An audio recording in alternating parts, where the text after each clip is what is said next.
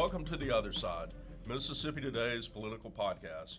I'm Jeff Pender, joined here this morning with my colleague, Michael Goldberg. Michael, hello. Hey, Jeff. Welcome back from your road trip. Thank you. I've been traversing the northeastern seaboard, but I'm back in steamy hot Mississippi. Well, and you also took a road trip in Mississippi as well. That's what I was referring to, but anyway, and you brought someone back with you from Northeast Mississippi. I did. I was at the legislature's first redistricting public hearing in Tupelo this week, and I ran into Cliff Johnson there, candidate for Congress in the 1st Congressional District, and I invited him on the pod, so he was kind enough to come down to Jackson to join us this morning. Hey, yeah. Cliff. Hey, good to see you. Been eager to talk to you guys, and thanks for having me down. Appreciate it. Of course. Great. Thank you. Mr. Johnson is from, as we were just discussing, rural Lafayette County, Springdale community, perhaps, but between Oxford and Yalobusha County, so okay, yeah, rural. rural. Good deal. And look, looking through your some of your candidate bio stuff on your page, I love this.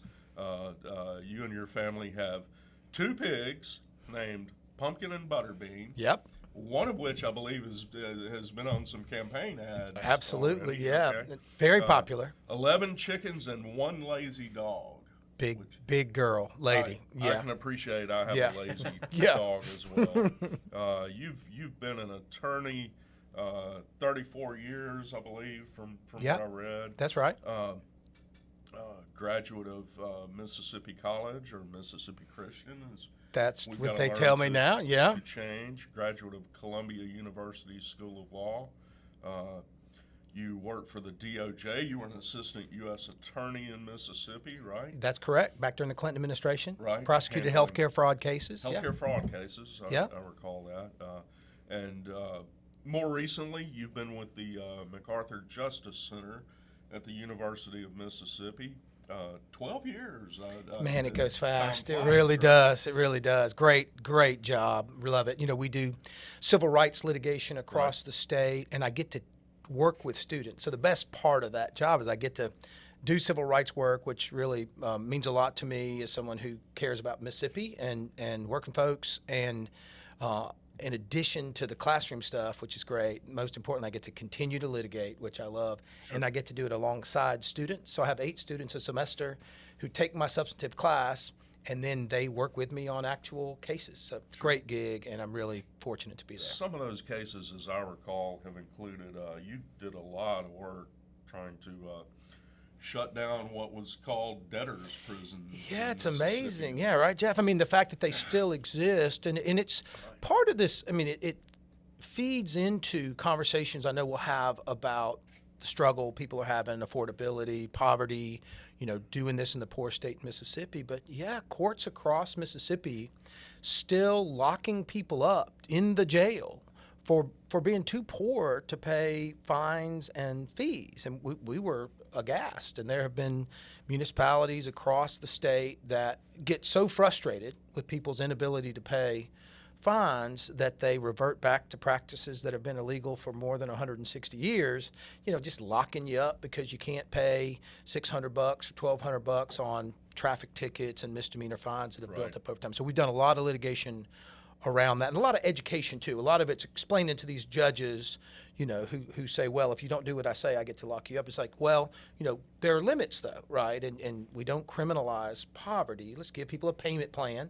You know, they have to pay it. They're accountable too. But instead of saying you go to jail if you can't pay $1,000 all at once, let's put them on a $25 a month payment plan. Let's deal with reality, what people can actually afford. So that's been really gratifying work. We've made some real changes. Well, and as we noted, you are running for congressional seat in the 1st District, running against incumbent Republican Trent Kelly. And I guess we should first off ask you what made you lose your mind and enter politics. Yeah, my wife. This is your first. My first run race. for office, Yeah, I was. correct? I said before, it's the first thing I've run for since college, running for the president of the Senate and student body vice president, senior class president in high school, and then I had avoided all that for a very long time. And my wife asked me the same question, and you know, it's interesting. I talked about how much I like my job, and it is a great job. didn't really see this coming. And then with Trump 2.0, the second administration, I think we saw pretty quickly that this was very different, right? This was something that was dramatically different even than Trump 1.0, right? It was, you had this dismantling of agencies. As a former federal employee with DOJ, you started hearing this vilification of public servants. People who just worked for government agencies all of a sudden became the bad guys.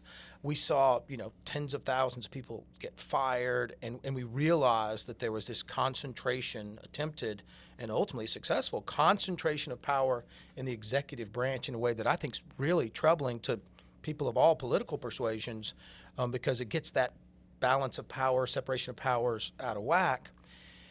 And I would be in the law school, Jeff, and my students who are very concerned. Anybody who says young folks are detached, they ain't talking to young folks. You agree, Michael? I mean, they're in it. They're thinking about it. They're worried. They're saying, like, where's the resistance? Where are the fighters? And then my own kids, 32 and 28, are like, what's going to happen to us and to the country? Like, who are the people who are going to take this on? And so having grown up in the church, I'll put it this way: I came under Holy Spirit conviction, thinking about, what's my role in this? This really is serious. There's a real sense of urgency I got about it. And I remember, just driving up and down Highway 7, back and forth to Oxford for work, and thinking about those voices of those young people saying, who's going to fight these folks? And so, as you alluded to, in my career, I've spent a lot of time fighting people with power, and I'm comfortable in that space, whether they're Democrats or Republicans. We've been willing to take them on to try to maintain the rule of law and make sure things function the way they're supposed to, and recognizing that that's one thing I know how to do well, and about which I'm very passionate, and having done so much work around people who are struggling with the kind of work I do around debtors' prisons and access to bail and access to counsel and housing and immigration issues, watching people struggle, I just couldn't sit this one out. And so for the first time, I've thrown my hat in the ring, and as is true for my disposition, once I decided to do it, I decided I was going to really do it hard. You mentioned the search for fighters and the push to engage more young people in politics. We've seen a lot of those dynamics play out in recent months in Democratic primaries across the country, in factional disputes between what is commonly thought of as sort of a more moderate establishment wing and maybe a DSA wing, if you want to call it that. Obviously, there's a lot of room in the middle between those two camps. Your primary happened quite some time ago, but it doesn't appear that these dynamics will be going away anytime soon. So how do you reflect on that battle taking place in your own party, and how does that shape your approach in this race, even though you've won your primary, of course, in trying to maximize the Democratic turnout in your district?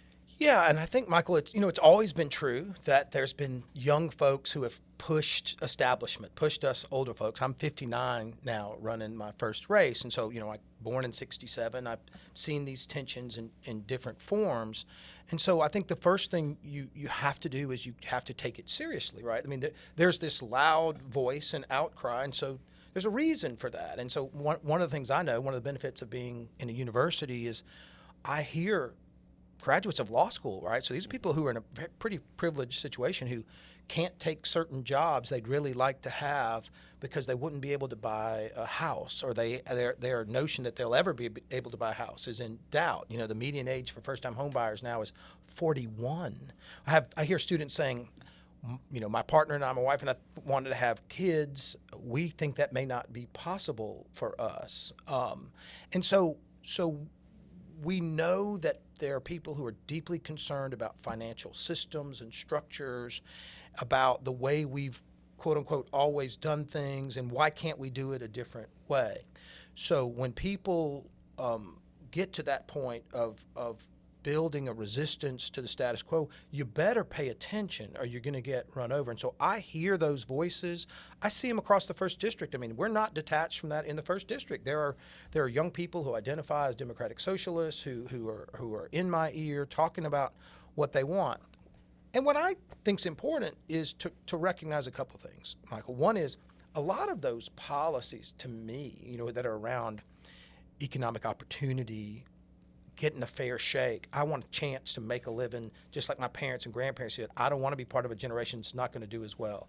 I don't want to be unable to buy a house. I think those are kind of foursquare in the Democratic Party's platform, and aren't so radically different than the kind of things I've talked about for a very long time. And it's the kind of thing that people want across the partisan divide, right? I mean, whether they're Republicans or identify as Democratic Socialists, the core principles of I don't want a rigged system, I don't want a bunch of billionaires and corporations running the show, I want a voice, I want access, I want a chance. There's a lot of common ground there. We're going to have a fight, let's be honest, in the Democratic Party come 2028 over whether we're going to call things Democratic Socialist, whether we're going to have a mainline Democratic identity. We're going to have that discussion.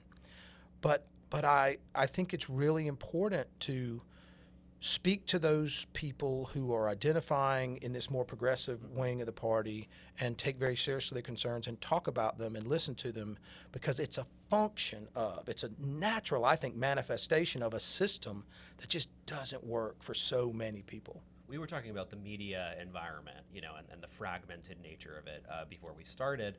I mean, do you think that the existence of that wing of the party makes it more challenging in the media environment we have for a candidate like yourself? Sure, yeah. I mean, so what happens is those arguments that wing of the party, are making right now get characterized, right, and oversimplified. And so you get this culture where it all, boils down to some AI-generated meme that says, things like patriots versus communists. Right, on July the 4th, President Trump pivoted to like this anti-communist platform. It's very strange, right? Trent Kelly, I don't ever see him out. The U.S. government is buying into companies. Yeah, right, exactly. For the first time. Exactly right. Very, very much engaged in capitalistic enterprises. And, we saw Trent Kelly for one of the few times we've ever seen him moving around in Jacinto, and I was taught that it's pronounced J-Center, in the same way that my papa would talk about a pimento cheese sandwich. Good old boys yeah. Well, this was on the courthouse, the square speaking. But and Trent Kelly comes up and says, we're going to do things the same way we've always done them, and communism is the biggest issue that we're facing today, right? So to your point, Michael, there's this thing that happens where some Democratic Socialist race in New York or Michigan gets characterized as representing the Democratic Party in Mississippi or Democrats in Mississippi, and we know that all politics is local, and it's a very different conversation, very different candidates, but absolutely, because you don't have the kind of in-depth reporting that you guys do and a small handful of other folks might try to do, you get this kind of sweeping generalizations about what that's about, what that is, and then, really fear-mongering that now there's this huge socialist movement of people who, don't want free markets and are communist, which is, I don't want to be, again, dismissive. It's laughable. That is by far not the biggest issue facing Mississippians and people in the 1st District, but because of the media climate, it creates concern because oversimplification and fear-mongering have been, effective in the past. So, again, don't dismiss it. And that plays into, when you talk about affordability, what's going on right now. An axiom I know we're about the same age. Mm-hmm. All our lifetimes, people have said, Mississippians notoriously do not vote their pocketbooks. Are we to an inflection point with what's going on right now that you think that might not be the case this cycle? Or I think it's so interesting, Jeff. I think we're at an inflection point. I think that Mississippians want to trust the person who represents them. They want that. I think that's the interesting question. I mean, there are people on my team who know more about retail politics than I do for sure, whose view it is that in this cycle, I had one of the people on my team who said, Cliff, you keep saying you don't want this to be about you, and I have bad news for you, brother. It's all about you. And I say more. And they're like, in 2026, we think that what people are going to decide on is whether they believe you are authentic. Are you real? Are you who you say you are? Do you really believe in them? Will you really fight for them? So whether people are voting their pocketbook when they vote that way, that rings true to me, having been out there on the campaign trail, right? There's a lot of questions about, are you who you say you are? Will you really fight for me? What if I don't vote for you? Will you still fight for me? You're a Democrat. Are you really willing to buck the Democratic Party? Where are you trying to go? Are you trying to be president? What do you want from all this? Really good questions. And I think, Jeff, we're at a point in this November midterm where people are going to decide, do they trust Scott Cologne? Is the stuff Scott's saying about fighting for Mississippi and Mississippi Matters, is that true? Do they trust Cliff Johnson when I say, I believe in Mississippi values, I believe we have a duty to one another, I believe we have to look out for one another, and I don't care about Hakeem Jeffries and Chuck Schumer. I don't know those guys. They've never been to rural Lafayette County, as best I can tell. They sure never met Pumpkin and Butterbean. So the notion of I have to please these people I don't know, I don't care about those folks. I'm not trying to build some 20-year political career at 59. I want to go fight these folks who are doing wrong by folks in Mississippi, and I think those are going to be the questions. It would almost seem what we have today right now that would almost seem to be a perfect storm for some change, be it the war, be it what you see at the gas pump, as you said, not being able to even think about buying a home, and I think too, when you have people in office like Trent Kelly, and let me be clear, I've never met him. I assume he's a nice enough guy.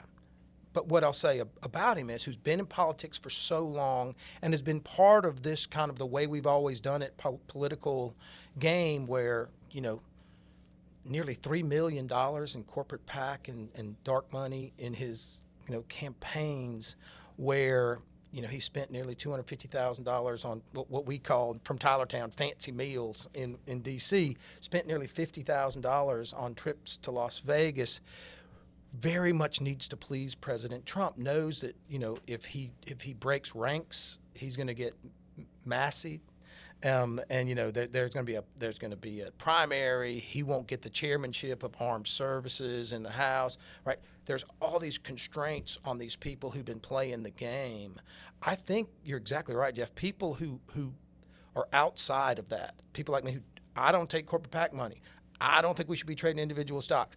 I don't think you should be able to go straight from Congress and become a lobbyist. I don't think you should enrich yourself and your family like President Trump has done in incredible ways, right, without any repercussions. I think with the war, prices, lack of trust in the government, unfavorable ratings of the president, that this really is a change election, and there's some very interesting questions. We were talking about it in the lobby before. There's a question of whether people who historically have voted Republican, in the face of all this, can take a breath, go into that voting booth, and pull a lever for a Democrat. And the reality is, I think they can. I think, but I think it's going to be really interesting across the state to see how much people have to hurt before they rethink what they've always done. And I think that's where we get back to the point of, are these candidates for whom they might be casting their first Democratic ballot in a very long time, people they feel like are telling the truth and people they can trust? And so that's the burden on us, is to get that message out. How do you then think about building a bridge on the social and cultural issues in particular? Because prices are something that everyone feels in a visceral sense, but I believe, I'm paraphrasing here, that your campaign slogan is trying to bring your Mississippi values to Washington. Yeah. So there's clearly an open question as to what Mississippi values are. So tell me about how you build a bridge with folks who might have a different conception of what Mississippi values are. Yeah, I think that's really important. One of the things I say to people, Michael, all the time is, we don't have to agree on everything to agree on the most important things facing us right now, which I believe are affordability and the fact that people just aren't making it. The math's not mathing. I think it is corruption and money in politics, and I think it's real concerns around core rights like voting rights, but also very practical things like data centers and unregulated AI, which is going a million miles an hour without being checked. Are there issues on which you and I might disagree, social issues that are in the news? Yeah, and I come to those as a result of some really careful discernment. I've landed on what I believe through core convictions of mine, in the same way that I respect the fact that you've reached your position after being careful and thoughtful. I'm going to assume the best, right? So it's okay for us to disagree on those things, but here's what I believe. Those are not your biggest problems. Those issues on which we might disagree, I promise you, are not what's impacting your life day to day. So the question of can we be in the same space and disagree on some things is really important and interesting. And it's something I talk to my law students about all the time. I get these civil rights lawyers to be, and I tell them all the time, like, you have to stay in the room with people with whom you disagree. I raised my kids that way, right? You can't vilify people who disagree with you. You're going to miss out on rich relationships and also the possibility of having your mind changed and of sharpening your thinking. And so, but that's the challenge, right? Because the assumption is if we disagree on those social issues, those value issues, then we're done. Then we're disconnected and we can't be under the same tent. And so part of the way I try to do that, I also am very careful to communicate to people that I don't hate you because you disagree with me. I'm not mad at you, right? Like, we can talk this out. And I think the tone and tenor of those conversations matters a lot too. You won't see a lot of intentionally provocative and incendiary language in our campaign because I don't think it's fruitful. And as a civil rights lawyer for a very long time in Mississippi, I think it's a disservice to the people I want to serve. Mm-hmm. For quite some time now, it would appear, maybe it started before Trump, but certainly since his first term, Trumpism has inoculated, at least in Mississippi, incumbent politicians from having to actually have policy platforms. Yep. It's just Trump, Trump, Trump. I love him the most. There's a competition of who really loves him the most. And anyone else is going to turn your kids into trans communists and Trump, Trump, Trump. Yep. Are we going to see a shift? He's technically not on the ballot. One would assume this will be his final term. Yeah, that's right.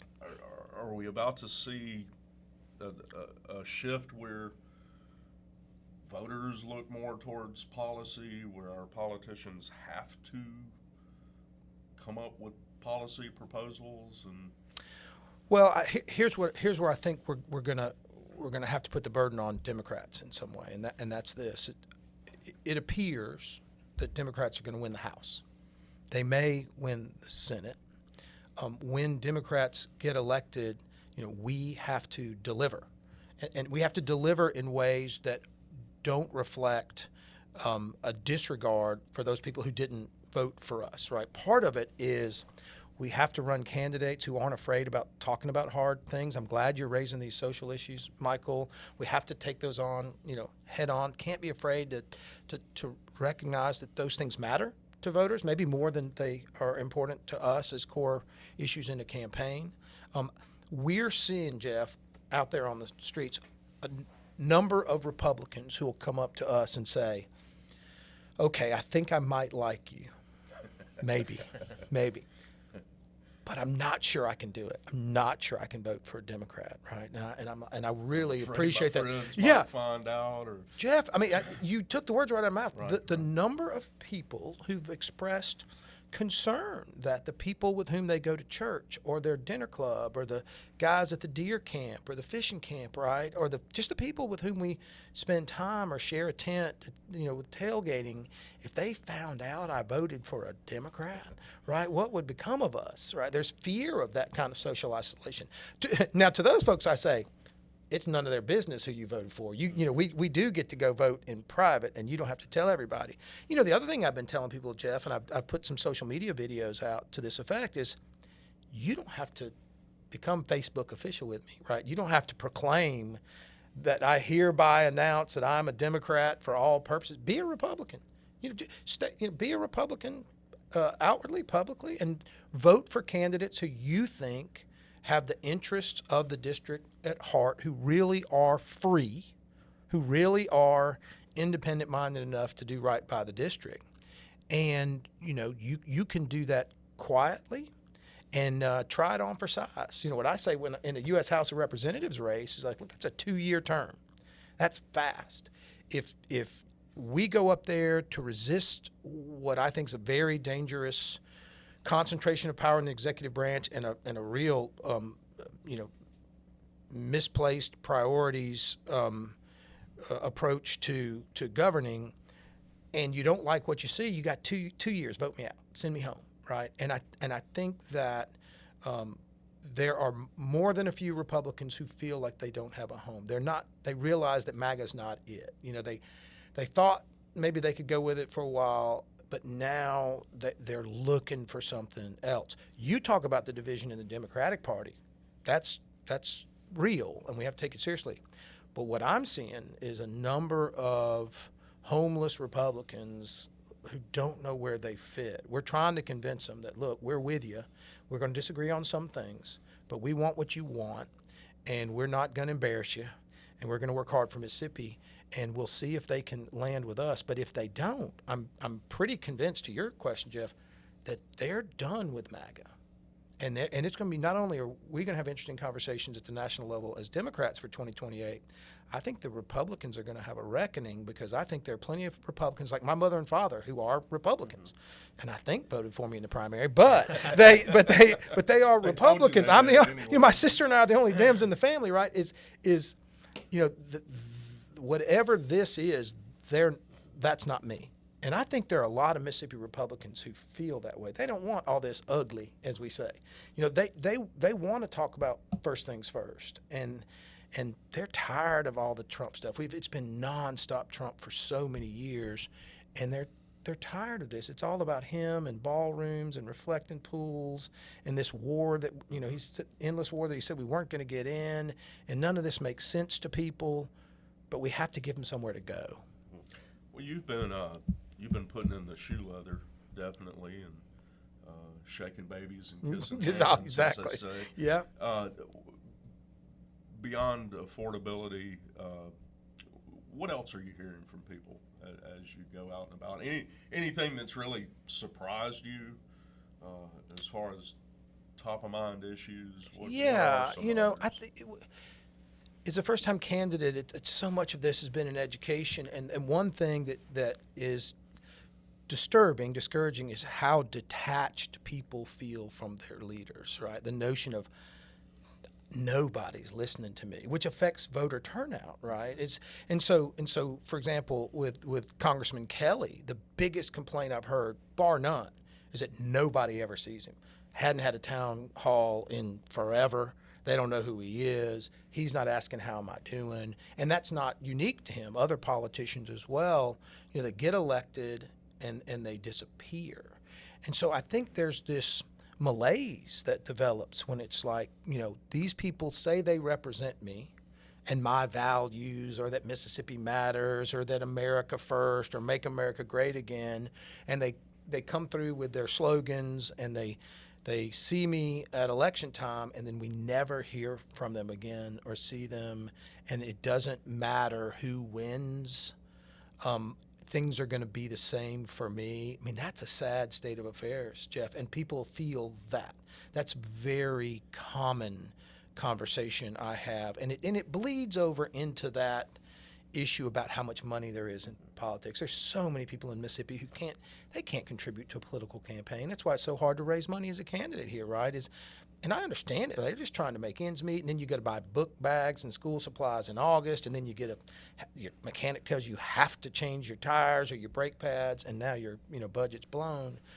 It bleeds into this other issue I hear about is kind of the role of corporations and what people call dark money in campaigns. And like, if these people are given millions of dollars and I give 10 or 25 in response to that text or email that you won't quit sending me, Cliff, then where's my voice and all that? So that's concerning. What I'm not hearing, though, it's interesting, and I heard y'all's podcast with Scott Colomb. He said the same thing. All these social issues, Michael, that you're talking about, I'm just not hearing. That's not what people are thinking about right now. All that stuff that's kind of national politics far away that they're trying to use to identify the party. Immigration. Yeah, immigration in the sense of this. We were told it was going to be criminals, and you think about all the development in Oxford. I mean, It's crazy. I've never lived in a boom town until I moved to Oxford. I was down here living in Jackson and Clinton, right? Not boom towns. Go to Oxford, everybody's building all the time, and everything they can build, they make money off of. Those work crews are, immigrant heavy, right? Those projects are immigrant heavy. The people putting shingles on a roof in August weren't necessarily born in Batesville, right? And so you have these developers who are making tons of money, a lot of work that needs to get done, and I hear people who know folks at the local level, right, know these immigrants at the micro level, know them from public schools and from the soccer fields and from local businesses who don't like this version of it, all these kind of masked agent stuff. I'm talking about people who you would think might be gung-ho about that stuff. These are Republicans, business folks who are like, that's not what we were told we were going to get. So when people talk to me about issues, there are these big kind of overarching, do Democrats love America? Do Democrats respect people's faith and values?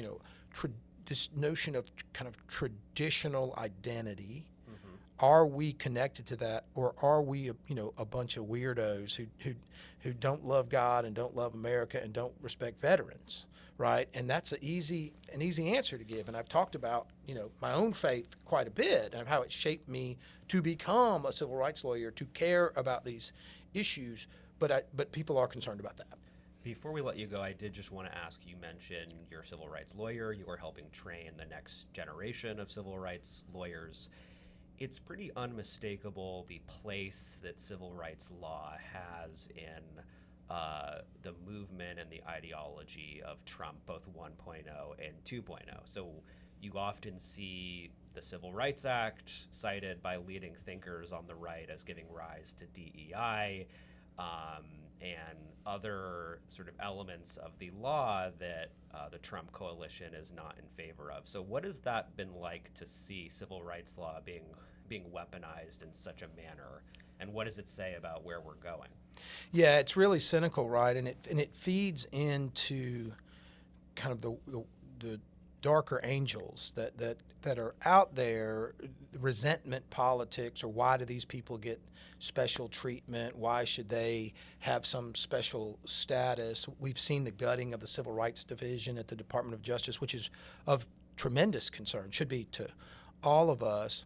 And frankly, I think it's a mistake that in the long run is going to be one of the reasons, to your point, Jeff, that this is an inflection point, is that I think that in this state that has the highest black population in America, where we have grown up around one another, where my experience is people enjoy being together, a good diverse room, with some blues and catfish and a nice evening somewhere, having a cold beer and enjoying, folks from your local community.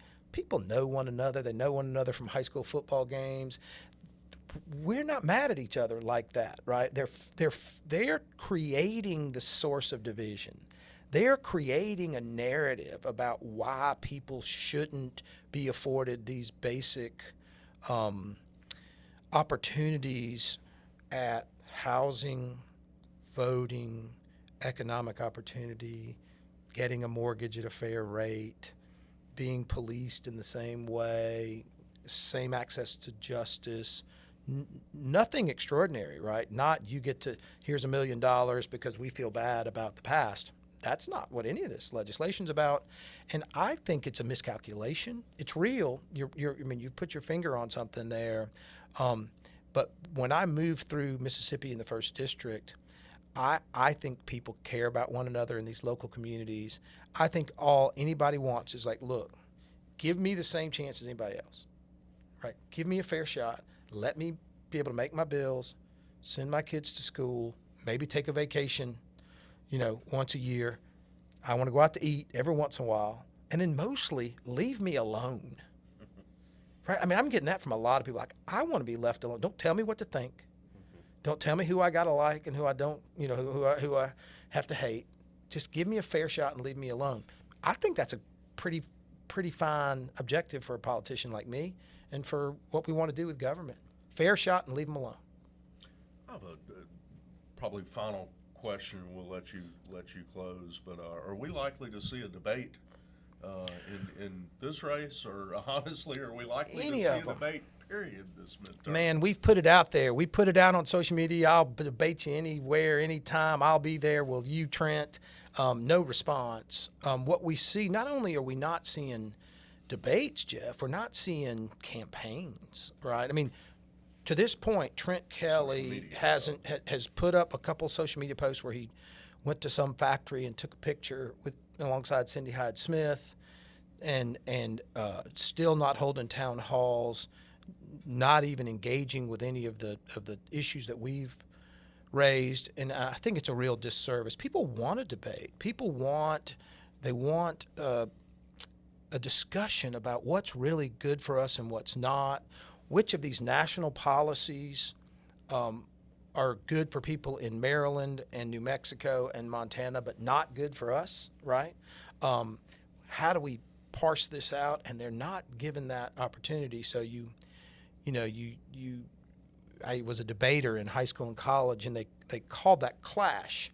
A good debate round, there was good clash, which meant that you were really teasing this out and taking on one another's points. We have no clash in politics in Mississippi. I suspect Cindy Hyde-Smith's going to ignore Scott Colomb publicly and just have a bunch of dark money come in and run millions of dollars of negative ads.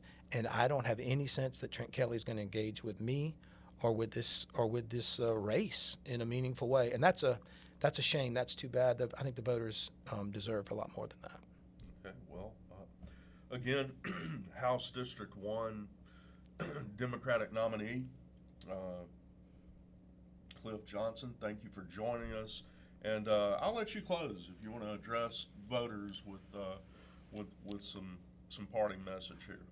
Yeah, I mean, people have been hearing this a lot, and I think it's important for them to embrace this, and that is showing up matters. One of the things that I've really gotten deeply engaged in is conversations about who votes and why, and the recognition that so few people are engaged.